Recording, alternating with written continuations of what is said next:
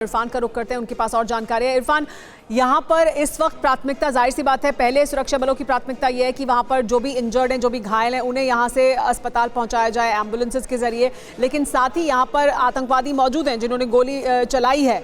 तो इस पूरे इलाके में इस वक्त किस तरह से इस ऑपरेशन को आगे बढ़ाया जा रहा है? बिल्कुल सुमेरा, काफी महत्वपूर्ण सवाल आपका है, क्योंकि जब भी इस तरह के अटैक होते हैं और खासतौर पर पर्यटन स्थल के आसपास, पहले ही कश्मीर घाटी में काफी पुलिस के नाके हैं। आप भी कश्मीर कई बार आई हैं कवरेज पर, आपने भी देखा है कि जगह जगह पर पुलिस की बैरिकेडिंग और क्विक एक्शन टीम्स रहती है। जब ये हमला हुआ तो उसके तुरंत बाद ही क्विक एक्शन टीम जो है वो स्पॉट पर पहुंची है। कुछ देर पहले मेरी अनंतनाग पुलिस के टॉप ऑफिसर से बात हुई जो मौके पे मौजूद है। उन्होंने कहा कि मौके पर वो पहुंचते ही पूरे इलाके को पहले कॉर्डन ऑफ किए हैं। भारतीय सेना के जवान भी इस पूरे इलाके में पहुंच रहे हैं, जबकि सीआरपीएफ की डिप्लॉयमेंट पहले ही इस इलाके में थी। और कोशिश ये है कि आतंकियों के साथ साथ जो उनको पकड़ने के साथ साथ जो इंजर्ड है उनको पहले इवैक्यूएट किया जाए, उसको पहले प्रेफरेंस दिया जा रहा है। और क्योंकि वहाँ हड़बड़ मचने की वजह से भी कुछ लोगों को माइनर इंजरीज आई है और बुलेट इंजरीज सबसे प्रायोरिटी है जम्मू कश्मीर पुलिस और प्रशासन के लिए, उनको इवैक्यूएट करना। हालांकि इस पूरे इलाके में इस हमले के बाद साफ तौर पर दहशत क्रिएट हुआ है, क्योंकि कश्मीर घाटी में माहौल जो था वो बहुत ही शांत था और सैलानी जो है वो बहुत ही कश्मीर घाटी में अपने वेकेशन एंजॉय कर रहे थे। और बड़ी संख्या में पहलगाम में अभी भी टूरिस्ट जो है वो मौजूद है। ये कह सकते हैं कि कुछ ही देर में जम्मू कश्मीर पुलिस के आईजीपी और डीआईजी साउथ रेंज वहां पर रवाना हो रहे हैं ताकि वो पूरे जो अटैक का है वहां पर जायजा लें। जी हाँ, हमारे साथ महराज भी लगातार जुड़े हैं। महराज, इस इलाके के बारे में जहां ये हुआ है, पर्यटकों पर आतंकी हमला, पर्यटकों को गोली लगी है, उस जगह के बारे में अगर आप और हमें कोई जानकारी दे पाएं।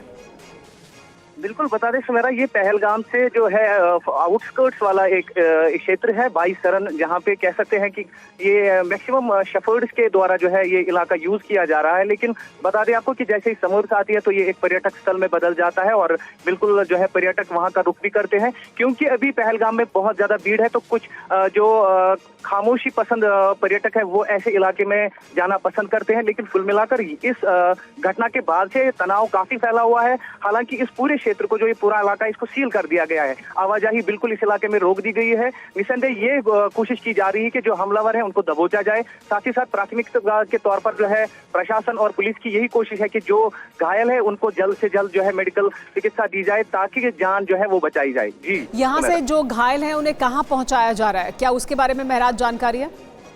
बिल्कुल, अभी तक जो सूत्रों के हवाले से खबर है, पहलगाम जो वहाँ पे प्राइमरी हॉस्पिटल है वहाँ पे लिया जा रहा है। लेकिन अभी तक जो है किसी को भी जो है अनंतनाग हॉस्पिटल रेफर नहीं किया गया है। तो ये एक खुशखबरी की बात है कि इसका मतलब ये भी इशारा हो सकता है कि उतने गंभीर चोटें नहीं है। लेकिन अभी तक जो है प्रिलिमिनरी तौर पर जो है वो वहाँ पे पहलगाम में एक हॉस्पिटल है जो पब्लिक हेल्थ सेंटर है, वहाँ पे ही जो है इनका इलाज चल रहा है। जी हाँ, हमारे साथ इरफान भी लगातार बने हुए। इरफान, ये कितना बड़ा इलाका है जिसे इस वक्त कॉर्डन ऑफ किया गया? इरफान के पास जाएंगे। महराज, ये क्या बड़ा इलाका है जिसको कॉर्डन ऑफ करके फिलहाल साथ ही एक रेस्क्यू किया जा रहा है, दूसरी तरफ सर्च ऑपरेशन भी चलाया जा रहा है?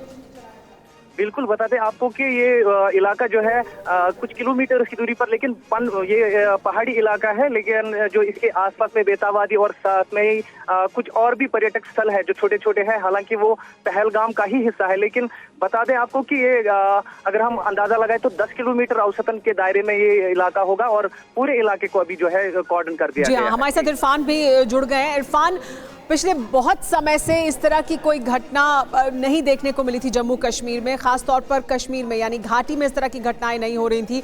पर्यटकों को तो आमतौर पर निशाना नहीं बनाया जाता है, लेकिन क्या अगर पर्यटकों को निशाना बनाया गया है तो अपने आप में एक बहुत अलग तरह की वारदात है जिसे अंजाम दिया आतंकवादियों ने। इरफान, आपको आवाज मिल रही है?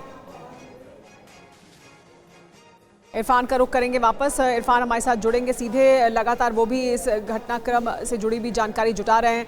लेकिन महराज, ये अगर पर्यटकों पर हमला था तो फिर ये अपने आप में एक बड़ी घटना है। पिछले बहुत समय के दौरान ये नहीं देखा गया था कि इस तरह का कोई भी बड़ा हमला, कोई भी बड़ा आतंकी हमला घाटी में हुआ हो।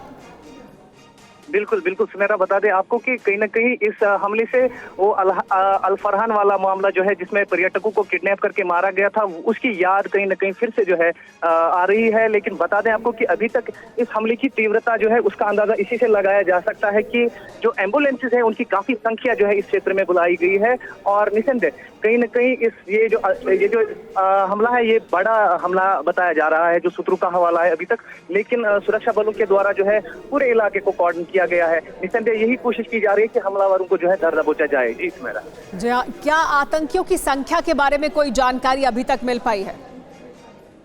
अभी तक बिल्कुल जो है सुरक्षा बल जो है घटनास्थल पर पहुंचने की कोशिश में थे, हालांकि पहुंच भी गए होंगे, लेकिन कुल मिलाकर कहें तो इसके बारे में इनपुट्स कलेक्ट किए जा रहे हैं, जो कि वहां पे कुछ पर्यटक जिनको चोटें लगी है उनसे जो है डाटा कलेक्ट किया जा रहा है कि उन हमलावरों की संख्या क्या थी, कितने हो सकते हैं। और ये डाटा जो है अभी सुरक्षा एजेंसियों का एक मैटर ऑफ इन्वेस्टिगेशन रहेगा और निसंदेह जो है उनके एग्जिट और एंट्री पॉइंट्स पर भी जो है नजर रहेगी और इसको भी खंगाला जाएगा किस तरीके से जो है वो वहां पे पहुंचे थे।